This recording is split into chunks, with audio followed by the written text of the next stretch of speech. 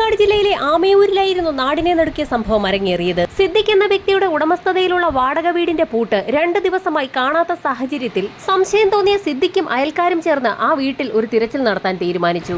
വാടകക്കാരായ റജിയും കുടുംബവും വീട് അകത്തുനിന്ന് കുറ്റിയിട്ട നിലയിലായതിനാലായിരുന്നു നാട്ടുകാർക്ക് സംശയം തോന്നിയത്. നാട്ടുകാർ ചേർന്ന് ഒരു ഏണി സംഘടിപ്പിച്ചുകൊണ്ടുവന്ന് വീടിന്റെ പിൻവശത്തുകൂടി അടുക്കള ഭാഗത്തുള്ള ഓടുകളിളക്കി സിദ്ദിഖ് അകത്തേക്ക് കടന്നു. അടുക്കളയിലും ഹാളിലും പ്രത്യേകിച്ചൊന്നും കണ്ടില്ല. അതുവഴി നടന്ന് അയാൾ പ്രധാന വാതിലിന്റെ കുറ്റിയെടുത്ത് പുറത്തു നിൽക്കുന്ന ആളുകളിൽ ചിലരെ കൂടി അകത്തേക്ക് വിളിച്ചു. അവർ വീടിനുള്ളിൽ വിശദമായി പരിശോധന നടത്തിയെങ്കിലും ആരെയും കണ്ടെത്താനായില്ല. അപ്പോഴാണ് അടഞ്ഞുകിടക്കുന്ന ഒരു മുറി അവരുടെ ശ്രദ്ധയിൽപ്പെട്ടത്.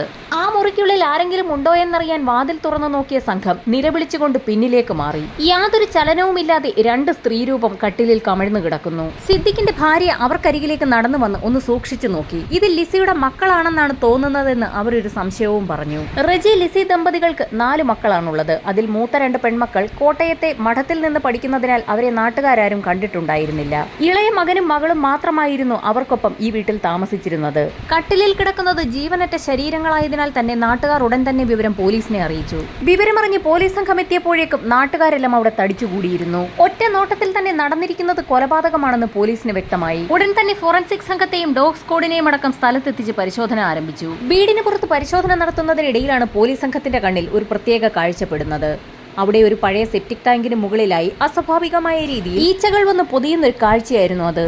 സെപ്റ്റിക് ടാങ്കിന്റെ മൂടിയിളക്കി പരിശോധന നടത്താൻ തീരുമാനിച്ച പോലീസ് സംഘം അതിനായി ഒരു കൂട്ടം ആളുകളെ ചുമതലപ്പെടുത്തി. ശേഷം പ്രദേശത്ത് നിന്ന് ലഭിക്കാവുന്ന കൂടുതൽ തെളിവുകൾ ശേഖരിക്കാൻ തുടങ്ങി. കൂട്ടത്തിൽ റജിയും കുടുംബത്തെക്കുറിച്ചുള്ള കൂടുതൽ വിവരങ്ങൾ സിദ്ദിഖിനോടും ഭാര്യയോടും തൊട്ടടുത്തുണ്ടായിരുന്ന നാട്ടുകാരോടുമൊക്കെ അന്വേഷിച്ചു. സിദ്ദിഖിന്റെ റബ്ബർ തോട്ടത്തിൽ പണിയെടുക്കുന്ന റജിയുടെ മൂത്ത 2 പെൺമക്കളെയും ആ നാട്ടിലുള്ള ആരും തന്നെ കണ്ടിട്ടുണ്ടായിരുന്നില്ല. കോട്ടയത്തെ മഠത്തിൽ പഠിക്കുന്ന പെൺകുട്ടികളുടെ ഫോട്ടോ ഒരിക്കൽ റജിയുടെ ഭാര്യ ലിസി സിദ്ദിഖിന്റെ ഭാര്യയെ കാണിച്ചിരുന്നു. അതുകൊണ്ടാണ് സിദ്ദിഖിന്റെ ഭാര്യയ്ക്ക് പെൺകുട്ടികളെ കണ്ടപ്പോൾ ഒരു മുഖപരിചയം തോന്നാൻ കാരണം. റജികുമാറും ഭാര്യയും ഇളയ 2 മക്കളും അവിടെ താമസിക്കുന്ന സമയത്താണ് 2 ആഴ്ചകൾക്ക് മുൻപ് റജിയുടെ ഭാര്യ ലിസി കോട്ടയത്തേക്ക് പോയത്. 2 ആഴ്ചയായിട്ടും ലിസിയെ അവിടെങ്ങും കാണാത്ത സാഹചര്യത്തിൽ സിദ്ദിഖിന്റെ ഭാര്യ അവരുടെ കുട്ടികളോട് അന്വേഷിച്ചപ്പോഴായിരുന്നു ലിസി കോട്ടയത്തേക്ക് പോയ വിവരം കുട്ടികൾ പറയുന്നത്. റബ്ബർ വെട്ടിക്കൊണ്ടിരുന്ന റജി ആ സമയത്ത് അങ്ങോട്ടേക്ക് കടന്നു വരികയും ഏതാനും ദിവസങ്ങൾക്ക് ശേഷം താനും മക്കളും കൂടി കോട്ടയത്തേക്ക് ലിസിയുടെ അടുത്തേക്ക് പോകുമെന്നും ശേഷം കോട്ടയത്തുള്ള തങ്ങളുടെ മൂത്ത 2 മക്കളെ കൂടി ഇവിടേക്ക് കൊണ്ടുവരുമെന്നും റജി ആ സമയത്ത് സിദ്ദിഖിന്റെ ഭാര്യയോട് പറഞ്ഞു. അങ്ങനെ ഏതാനും ദിവസങ്ങൾക്ക് ശേഷം ഒരു വൈകുന്നേരം ചോറ് കഴിക്കുന്നതിനെ കുറച്ച് കറി തരുമോ എന്നാവശ്യപ്പെട്ടുകൊണ്ട് റജി സിദ്ദിഖിന്റെ വീട്ടിലെത്തിയിരുന്നു. ഭാര്യയും മക്കളും മടങ്ങി വന്നില്ലേ എന്ന് അന്ന് സിദ്ദിഖിന്റെ ഭാര്യ റജിയോട് ചോദിച്ചിരുന്നു. ലിസിയും 4 മക്കളും അവരുടെ അമ്മാവനൊപ്പം ഏതാനും ദിവസങ്ങൾക്ക് ശേഷം ഇങ്ങോട്ടേക്ക് മടങ്ങിയെത്തുമെന്ന് അപ്പോൾ അയാൾ മറുപടിയും പറഞ്ഞു. ശേഷം സിദ്ദിഖിന്റെ ഭാര്യ താൻ ഉണ്ടാക്കിയ കൂണുകറിയിൽ ഒരൽപ്പം റജിക്ക് കൊടുത്തുവിടുകയും ചെയ്തു. പിറ്റേ ദിവസം റജി റബ്ബർ വെട്ടുന്നതിനായി ആ പരിസരത്തൊക്കെ തന്നെ ഉണ്ടായിരുന്നു. അത് കഴിഞ്ഞ് അയാളെ കണ്ടില്ല. വീട് പൂട്ടിയിട്ട നിലയിലായിരുന്നു. വീടിന്റെ പുറത്തെ പൂട്ട് ഇന്ന് കാണാതിരുന്ന സാഹചര്യത്തിലാണ് അവിടേക്ക് തങ്ങൾ അന്വേഷിച്ചെത്തിയതെന്നും സിദ്ദിഖിന്റെ ഭാര്യ പോലീസിന് മൊഴി നൽകി. വീട്ടിൽ നിന്ന് ലഭിക്കാവുന്ന വിരലടയാളങ്ങളൊക്കെ തന്നെ പോലീസ് സംഘം ശേഖരിച്ചു. നിലവിൽ റജിയെയും ഭാര്യ ലിസിയെയും ഇളയ 2 മക്കളെയും കാണാനില്ല. മൂത്ത 2 പെൺമക്കളാകട്ടെ മരിച്ച നിലയിൽ വീട്ടിൽ കിടക്കുന്നു. പോലീസിനാകെ സംശയമായി. പ്രദേശവാസികളെ എല്ലാം ചോദ്യം ചെയ്തു. അപ്പോഴാണ് ഒരു സ്ത്രീയിൽ നിന്നും ഒരു നിർണായക വിവരം പോലീസിന് ലഭിക്കുന്നത്.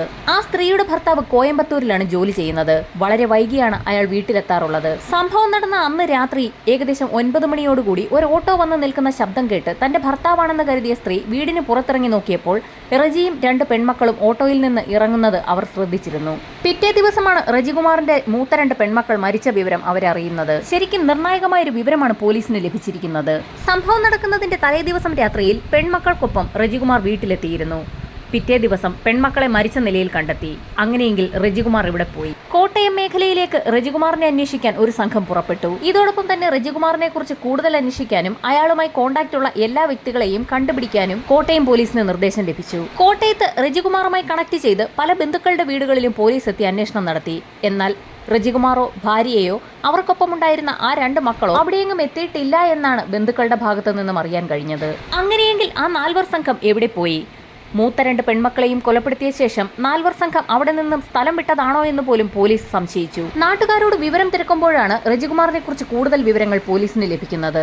റജികുമാർ ഒരു BSc കെമിസ്ട്രിക്കാരനാണ്. കൂടാതെ കമ്പ്യൂട്ടർ ആപ്ലിക്കേഷനിൽ പോസ്റ്റ് ഗ്രാജുവേറ്റ് ഡിപ്ലോമ നേടിയതിനു ശേഷം ഒരു വക്കീലിന്റെ ബെഞ്ച് ക്ലർക്കായി വർക്ക് ചെയ്യുകയായിരുന്നു. കുറേ വർഷമായി ബെഞ്ച് ക്ലർക്കായി വർക്ക് ചെയ്തിരുന്ന റജികുമാർ പിന്നീട് ആമയൂരിലെത്തി ടാപ്പിംഗ് തൊഴിലാളിയായി മാറുകയായിരുന്നു. ബെഞ്ച് ക്ലർക്കായിരുന്ന ഒരാൾ എന്തിന് ടാപ്പിംഗ് തൊഴിലാളിയായി മാറണം? പോലീസിന് സ്വാഭാവികമായും സംശയമുയർന്നു. റജികുമാറിന്റെ സ്വഭാവത്തിൽ അസ്വാഭാവികതയുണ്ടെന്നുള്ള ബന്ധുക്കളുടെ മൊഴി അനുസരിച്ച് പോലീസ് വീണ്ടും റജിയുടെ വീടിനുള്ളിൽ പരിശോധന നടത്തിയപ്പോൾ അവിടെ ഒരു മൽപ്പിടുത്തം നടന്നതിന്റെ ലക്ഷണങ്ങളൊക്കെ തന്നെ കണ്ടെത്തി. ഈ സമയത്താണ് പുറത്ത് സെപ്റ്റിക് ടാങ്കിന്റെ മൂടി ഇളക്കിക്കൊണ്ടിരുന്ന തൊഴിലാളികൾ നിലവിളിച്ചുകൊണ്ട് അവിടേക്ക് ഓടിയെത്തിയത്. സെപ്റ്റിക് ടാങ്കിനുള്ളിൽ നിന്ന് രൂക്ഷമായ ഗന്ധം വമിക്കുന്നുണ്ടായിരുന്നു.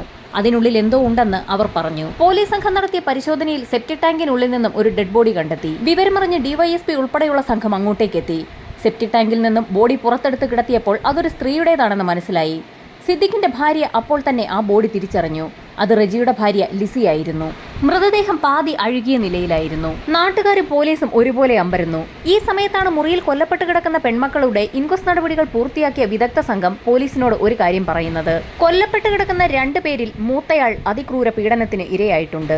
റജിയുടെ ഭാര്യയും മക്കളെയും ആരെങ്കിലും ഇല്ലാതാക്കിയതാണോ എന്നുവരെ പോലീസിന് സംശയമായി. അങ്ങനെയെങ്കിൽ റജികുമാറും ഇളയ 2 മക്കളും എവിടെ പോയി? ആ ചോദ്യത്തിനുള്ള ഉത്തരം അന്ന് വൈകുന്നേരം തന്നെ പോലീസിന് ആ വീടിന്റെ കോമ്പൗണ്ടിൽ നിന്ന് തന്നെ കിട്ടി. നാട്ടുകാരുടെ സഹായത്തോടുകൂടി പോലീസ് ആ പ്രദേശമാകെ വിശദമായി ഒന്ന് അരിച്ചു പറക്കി. സിദ്ദിഖിന്റെ ഉടമസ്ഥതയിലുള്ള റബ്ബർ തോട്ടം അരിച്ചു പറക്കുന്നതിനിടയിലാണ് കാട് പിടിച്ച ഒരു ഭാഗത്ത് 2 പ്ലാസ്റ്റിക് ചാക്കുകൾ കിടക്കുന്നത് അവരുടെ ശ്രദ്ധയിൽപ്പെടുന്നത്. ചാക്കുകൾ അഴിച്ച പോലീസ് സംഘവും നാട്ടുകാരും ഞെട്ടി. ആ 2 ചാക്കുകെട്ടിനുള്ളിൽ ഇളയ മക്കളായ അമലും അമന്യയുമായിരുന്നു. മൃതദേഹങ്ങൾ അഴുകി തുടങ്ങിയിരുന്നു. ഒരു വീട്ടിലെ 5 പേരും മരണപ്പെട്ടിരിക്കുന്നു. അങ്ങനെയെങ്കിൽ റജികുമാർ കൊല്ലപ്പെട്ട് കാണാൻ സാധ്യതയുള്ളതിനാൽ റജികുമാറിന്റെ ബോഡിക്ക് വേണ്ടിയും പോലീസ് തിരച്ചിൽ നടത്തി. ഡോഗ് സ്ക്വാഡിനെ ഉപയോഗിച്ച് പരിശോധന നടത്തിയിട്ടും റജികുമാറിന്റെ മൃതദേഹം മാത്രം കണ്ടുകിട്ടിയില്ല.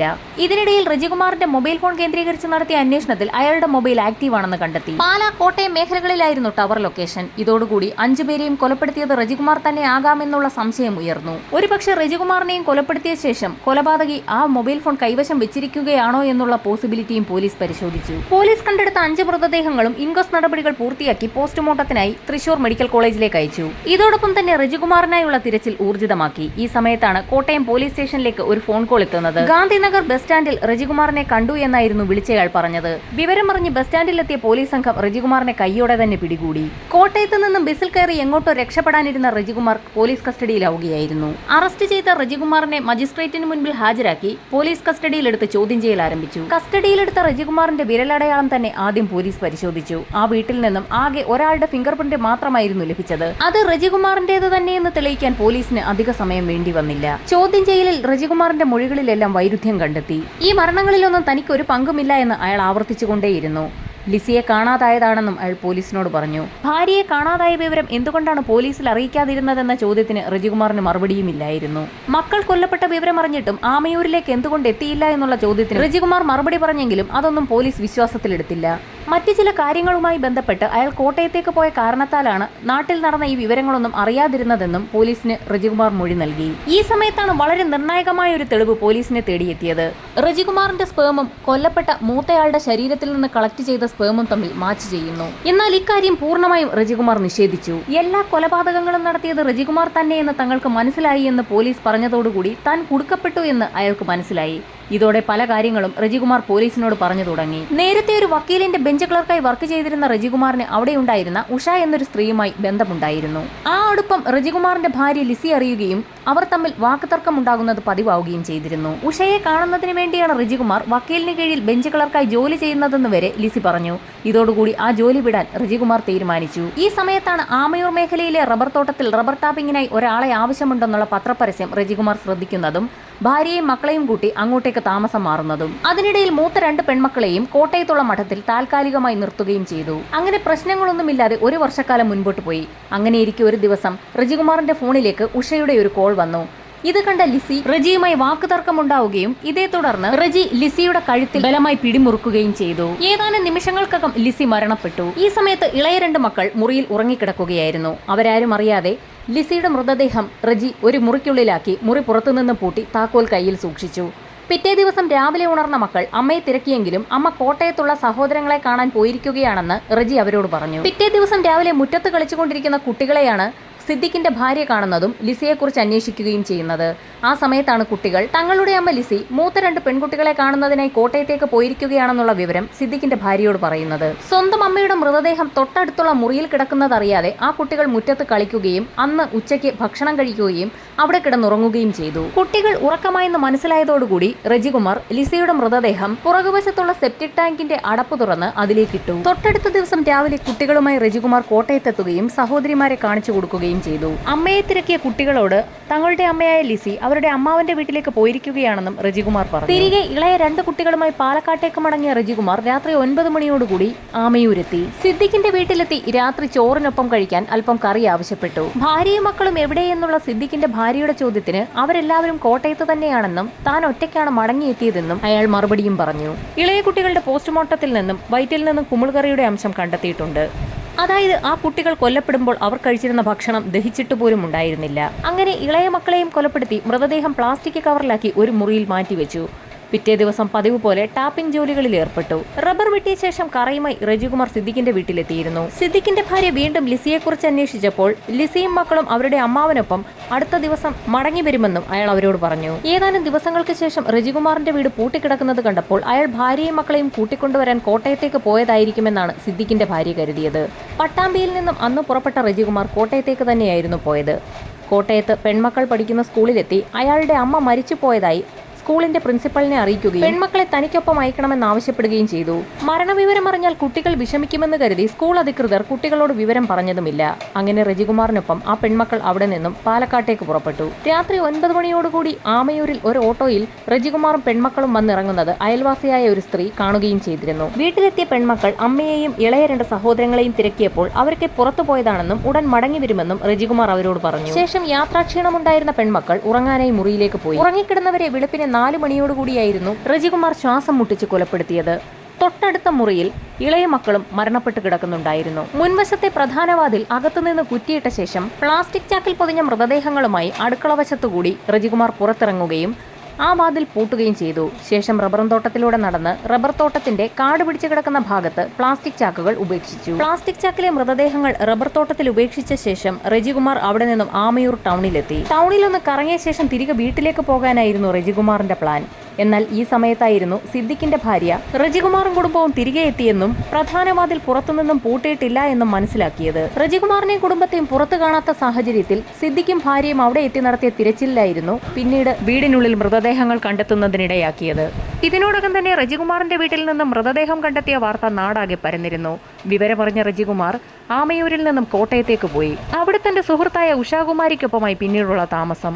വളരെ വ്യക്തമായി തന്നെ അയാൾ പോലീസിനോട് കുറ്റസമ്മതം നടത്തി. എന്നാൽ പീഡന വിവരം മാത്രം അയാൾ ശക്തമായി തന്നെ നിഷേധിച്ചു. പോലീസ് സംഘം ഉഷയെ കസ്റ്റഡിയിലെടുത്തു. ഉഷയുടെ മൊഴിയാകട്ടെ പോലീസിനെ തീർത്തും ഞെട്ടിക്കുന്നതായിരുന്നു. കൊലപാതകവും അതേ തുടർന്നുള്ള സംഭവങ്ങളും നടക്കുന്ന കാലയളവിൽ താനും റജികുമാറും ഭാര്യ ഭർത്താക്കന്മാരെ പോലെ കഴിയുകയായിരുന്നു എന്ന് അവർ വ്യക്തമാക്കി. അതങ്ങനെ തന്നെ പോലീസ് കുറ്റപത്രത്തിൽ എഴുതി ചേർത്തു. കുറ്റപത്രം കോടതിയിൽ സമർപ്പിച്ച് വിചാരണ ആരംഭിച്ചു. വാദപ്രതിവാദങ്ങൾക്കൊടുവിൽ പാലക്കാട് സെഷൻസ് കോടതി ജഡ്ജ് കാര്യകാരണ സഹിതം ഒന്നൊന്നായി പറഞ്ഞുകൊണ്ട് തന്നെ റജികുമാറിന് വധശിക്ഷ വിധിച്ചു. പ്രതി റജികുമാർ പീഡന വിവരം എതിർത്തെങ്കിലും കോടതിയിൽ അത് തെളിയിക്കപ്പെട്ടു. അയാളുടെ മൊബൈൽ ടവർ ലൊക്കേഷൻ കൊല നടന്ന സമയത്ത് ആമയൂരിലാണെന്നും പോലീസ് കണ്ടെത്തി.